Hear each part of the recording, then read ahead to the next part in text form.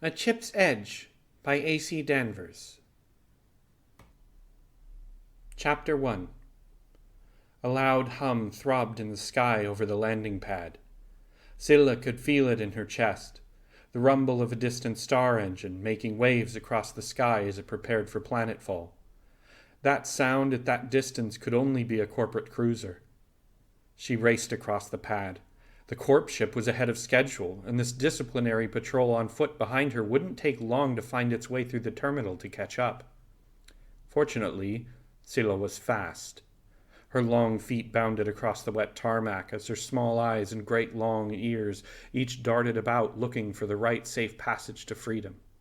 There, 4 bays down, a roughly patched light freighter with markings obviously only hastily painted on, and several suspicious bulges on the hull that most certainly were not just extra cargo pods. Only one marking on the ship looked as old as the rest of its surrounding hull.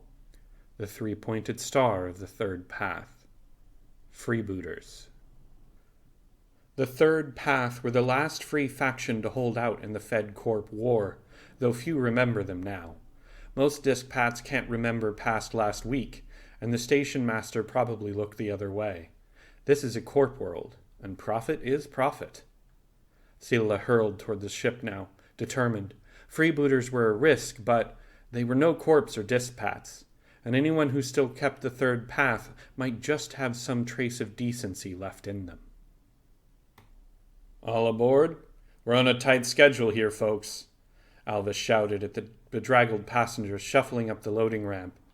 He helped an elderly passenger hike their luggage over the lip of the ramp and glanced up at the sky nervously, his sharp yellow eyes scanning the sky with short, quick movements. The rumbling was getting louder, but still no clear visual yet. The clock was ticking. This was cutting it too close. As the remaining passengers filed in, he stroked the white ruff of feathers on his chin and grumbled, wondering what it was the captain was playing at. Why the last-minute decision to take passengers? Sure, it might make good cover, but they knew this was an inspection day on this planet, and they were already cutting it close after the delay with the new equipment. Alvis didn't like unanswered questions in a plan. As the last passenger was crossing the threshold, Silla at last reached the loading ramp, halting her swift tread with a skid and a panting for air. She attempted to gasp out a plea. "Help! But her breath failed her, and the words stopped in her throat as she held up a hand begging for pause and patience. Alvis startled back a moment and then eyed her. Another surprise. Alvis gave her a short moment to catch her breath and glance skyward once more. There was the silhouette now. They did not have time for this. "Please, I need passage. Not safe. Coming for me." Silla trailed into panting breaths again. Silla responded not with words, but with a glance up again, this time to the captain, who was now standing on the catwalk above the cargo bay and gazing over the passengers now strapped into the improvised seating in the middle of the bay. The captain nodded, smiled, and made a gesture of invitation, tilting their head towards the corridor to the bridge. Alvis quickly nodded back, questions in his mind, but no trace of them on his face. "Welcome aboard.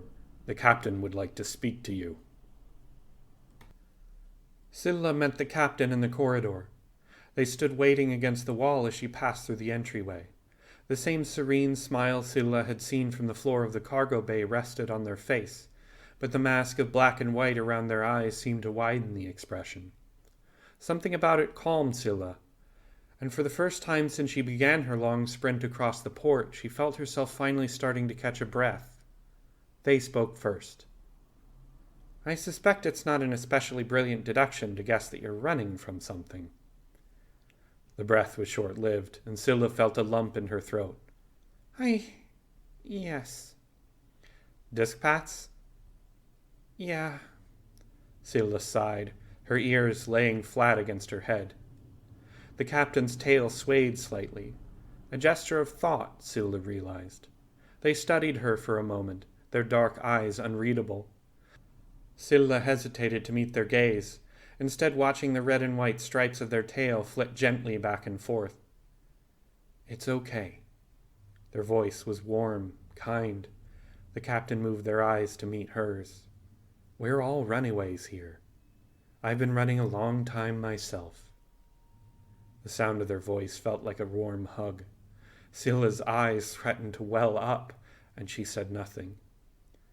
The captain seemed to startle themselves for a moment, as if something had just dawned on them. Perhaps we'd best start with introductions. Welcome to the 4 and 3. I'll be your captain this evening. Are we feeling okay with sharing names?" Their voice was genuine, a question asked in earnest. Yes, She paused, weighing her trust. I'm Silla." "Welcome aboard, Silla. I am, for lack of a better name, the 3 in 4 and 3. The 4 is a story for another time, perhaps. Though, for the sake of appearances, best stick with captain in front of the crew." 3 winked. Silla found herself allowing a hint of a nervous smile. "Now," they continued, "you're with me. Got to keep an eye on the new stray." The captain smiled, then started, the ever-increasing rumble outside sparking a memory. "Shit! Right! The giant corp ship descending on us all." They struck their forehead gently with a black paw and grabbed Silla by the hand. "To the bridge, then, and quickly." Silla hurriedly strapped herself into a guest seat toward the rear of the bridge, as the captain took their place in the center. As she strapped herself in, she suddenly shuddered as what seemed like the whole body of the ship reverberated with the most terrible klaxon she had ever heard, a huge, piercing, thrumming sound she could feel in her bones. The crew, busily preparing for takeoff, glanced around in a moment of shared concern before doubling their pace. The klaxon had been replaced by a rumble growing louder. The corp ship was closing in for a landing. Silla's heart raced, and she had to fight the urge to start running, somewhere, anywhere. "This was it," she thought. "I haven't made it. I was too slow." Silla gripped the arms of her seat, eyes darting, ears flat. The captain flipped a switch on their chair and began speaking, in the clear and calm register of a seasoned pilot. "Good afternoon, passengers. This is your captain speaking. We've had a bit of a scheduling mix-up, it seems, and we will be preparing for a rapid takeoff in order to better ensure we fulfill our guarantee that every flight aboard the GSS 4 and 3 remains free of corporate interference. At this time, I'm going to ask you to please fasten your safety belts securely and remain seated at all times. It's going to be a bit of a rough ride, but Isla is a hell of a navigator, so we'll have you flying clear and level through neutral space in no time." The loudspeaker clicked off, and now the growing rumble from outside was joined by the rattle and shake of the 4 and 3's own engines preparing for takeoff. Silla's grip on the seat tightened. This was not going to be the best introduction to spaceflight. Isla hissed a curse as the intercom switched off. "You always expect miracles," she snapped, hastily flipping switches on the nav console. "You always deliver," the captain retorted with a slight smirk. The frills of her crest flushed yellow, but she quickly stiffened. "One day we might not be so lucky, you know. And it makes Alvin nervous when we cut things too close. You know he gets twitchy when he's nervous." "He'll calm down when we're in clear skies. Besides, if we need luck, now we've got a lucky charm." 3 glanced back at the nervous Silla and winked. Isla grumbled and went back to the controls, head twitching slightly as the sound of the approaching corp ship's thrusters surged and sent another shock wave reverberating through the hull. "Come on now, there's a good thermocouple," Simon intoned gently from the other end of the bridge, seemingly oblivious to the conversation. Splicing tool in hand, he lay prone in front of an open panel, his ears back and pupils wide, trying to bridge an apparently difficult connection. The gap closed with a spark, and he yowled in pain and satisfaction at once, his calico tail twitching in frustration. "Everything all right over there?" the captain inquired. "Oh, well, it'll be fine. Just a little more load on the life support systems than it's used to with all these people." Simon paused, his pupils narrowing as if in thought. "Why did we take on passengers again?" We need the cover for the job. No one's going to believe we're just a passing tour bus if we don't have passengers, now are they? Right, right. Still, wish I'd had time to upgrade the compressor coils for this many lungs. She'll hold, just so long as no one breathes too hard.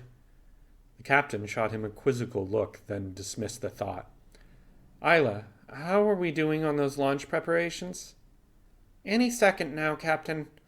I've just got to account for... The entire ship shook with the force of a massive thud coming from somewhere outside, and the once constant thrum of the approaching star engine now attuned down to a fainter and fainter whine. The corp ship had landed. I'm going to need you to do that accounting quick, Scales. Isla gaped for a second, then snapped quickly back to her screens. Right. Director Thrax sighed and rubbed at his forehead with a feathered talon. We've barely landed, Intern Parnas. What could possibly be so important on this backwater planet that they should already be hailing us before we've scarcely touched down? Apologies, sir, the young intern blurted, with the quick nervousness of someone who's seen this conversation end badly before. It's the local disciplinary patrol, sir. They say there's a fugitive aboard one of the ships in this pad quadrant. Thrax's brow raised, a spark of interest flashing in his bored, half-lidded eyes. This will not do well for their evaluation. He pondered a moment. Do they have any indication of the fugitive's precise location? No, sir. It seems they've lost sight of them. They were hoping... Parnas' words stopped in his throat as a loud but muffled roar came from the starboard side of the ship. That'll be them, then, Thrax sighed, with an air of bored inevitability. Cargo frigate taking off from Pad Bay 6, sir. The registration codes are old, can't make out their origin, and they haven't registered a flight plan. And I suppose these backwater pats haven't even prepared a response to escape by air yet, Thrax sighed. Scrambled interceptors, make it Alpha Flight, and be sure to take this out of the colony's budget. I'm not getting marked down in the quarterlies for having to clean up after some local mining pit strays. Aye, sir. I'm going to go watch the fireworks. Do see to the preparations for disembarkation and inspection. Thrax rose and made for the lift to the observation deck. At least I might get one moment of excitement for the day. The 4 and 3 thundered towards the upper atmosphere, the sharp incline pressing a scared Silla against the back of her seat. Even from the bridge, her long ears could hear shocked commotion from the passengers in the cargo bay. Isla clutched the controls with intense concentration. An ascent this fast and sharp was the kind of thing they used to do in the old rocket flight days, not in a relatively modern cargo barge. It would take all her focus to stay on course and keep the various forces outside the ship from tearing it apart. The intercom at the captain's chair buzzed and they flicked it on. Alvin spoke with a staggered frustration. Hey, Captain, any chance we can go a little lighter on the throttle? Some of the passengers are looking a bit... A warning alarm sang out from the sensor display on Isla's control panel. She hissed angrily. Captain, we've got company. Signatures look like Corp interceptors. Shit. Three's brow furrowed with concern. Alvin, we're going to have to worry about passenger comfort later. We need your eyes up in the loft. Aye, aye. The frustration had given way to alert attention. The intercom switched off. The captain spoke without hesitation. Isla, punch it. The ship's thrusters flared, and the craft screamed forward for an instant that felt like a moment, Isla still intent at the controls as the hull shook under the strain of so much speed. Simon, gripping tightly to a railing, wandered his gaze across instruments and panels vivid with red warning lights, a look of almost parental concern on his face. Silla was wide-eyed with panic now, her ears pinned. The intercom rang a chime and began squawking an announcement. Departing vessel, this is Director Thrax of the CSS Entrepreneur. We have reason to believe you may be transporting an escaped fugitive from this colony. Please return immediately to your designated landing pad. Our escort will arrive momentarily to assist you. Silla was shaking now. Despite every effort to fight it, she let out a gasping squeak of terror, and her legs tensed as if to either run or thump a warning. 3 turned their head to her, a knowing look and a calm smile on their face that said they'd been through this 100 times before. They raised 1 digit to their lips and gave a shh sound. The captain flicked a switch on the intercom and put on their best tone of smug magnanimity. Director Thrax, what a generous show of concern. I had no idea the corporation was so interested in passenger safety and security on small independent vessels such as ourselves. However, I feel I must remind you that as a free ship of the Old Alliance, your corporation has no jurisdiction over this vessel, and we travel through your space as paying customers, not employees. They turned back to Silla and gave a wink and a smirk as the intercom rang back only dead air that she could swear sounded like it was fuming. Flicking another switch on the intercom, the captain switched registers now. Alvin, what do we got up there? Isla was right. I count 6 interceptors. Just guns, no heavy ordnance. Quite the welcome for a runaway. Should I warm up our little surprise? Not just yet. We are just a humble little cargo ship, after all. This time the wink was merely implied. Well, whatever we're going to do, we better do it quick. They're setting into attack formation, and all love to Scales, but I'm not sure even she can outfly a whole attack flight at this speed. Noted. 3 startled as the intercom chimed again. Blasted announce channels. Simon, remind me to remind you to fix that. Simon tilted his head, perplexed by the order. The sound of the director clearing his throat rang through the speaker. Captain, I assure you we are aware of our treaty obligations, and the corporation is all too happy to comply where applicable. However, we have reason to believe that the suspect is highly dangerous and in the possession of proprietary corporate data. If you do not comply, we will have no choice but to regard defiance as an intentional act of theft which contravenes... Thrax's voice trailed a moment, as if suddenly even he was bored by this line of legalese. No, Silla's voice rang clear from the back of the bridge, cutting him off before he could continue. Director Thrax! The entire bridge turned to face her as she paused to steel herself, eyes closed in concentration. Her eyes snapped open, now sharp with intent. She continued, almost quavering at first, but resolute. I have information regarding the Callous colony, which may contravene what has been provided to you by local management. May we transmit it to you now? By now the captain had fully swiveled their chair to face her. She nodded to them and produced from inside her jacket a small memory stick and turned to the engineer. Simon, could you prepare this for data link? Simon nodded and quickly approached to collect the stick, a look of surprised respect for the once scared rabbit on his face. Director? She prompted again. The director's voice was audibly ruffled, but he at last replied in gruff assent. Very well, you have me curious. Transmit it will, but be warned. My interceptors have orders to respond with due force to any foul play. Intern Parnas? Thrax's voice trailed off as the radio went silent. Simon inserted the stick into a panel in the ship's computer and tapped a few keys. Off it goes.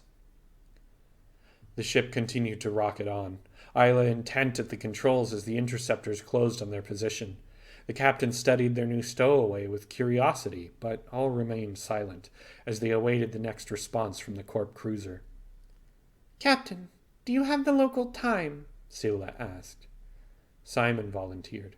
16:45 on the dot, Calyx time.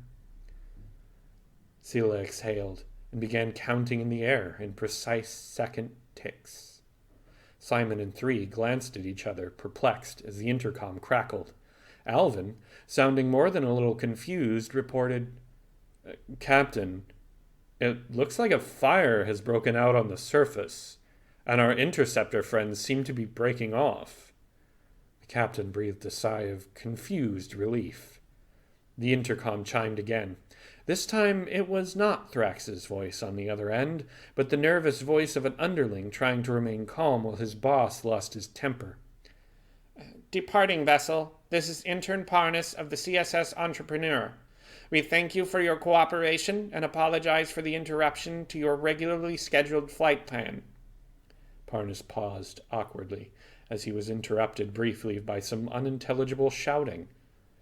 Urgent matters have arisen that call for the director's attention elsewhere. We do ask that your passenger please report at their nearest convenience to the local corporate system office for further questioning. Have a nice flight. The intercom switched off. The captain and Simon simply gaped as the ship cracked the upper stratosphere and the infinite stars stretched out before the front view screen. The warning lights on Isla's instrument panel clicked off, and she slowed to a comfortable cruising speed and set course for the nearest warp gate. They were clear. Silla slumped in her seat. Blackness had claimed her by the time her head hit the cushion. Thanks for listening and for supporting queer science fiction. You can find links to the original text on AO3 in the description. If you enjoyed this story and want to hear more of the 4 and 3's adventures, please subscribe to be notified when the next exciting chapter hits the interwebs. Until next time, I've been AC Danvers. Safe flying!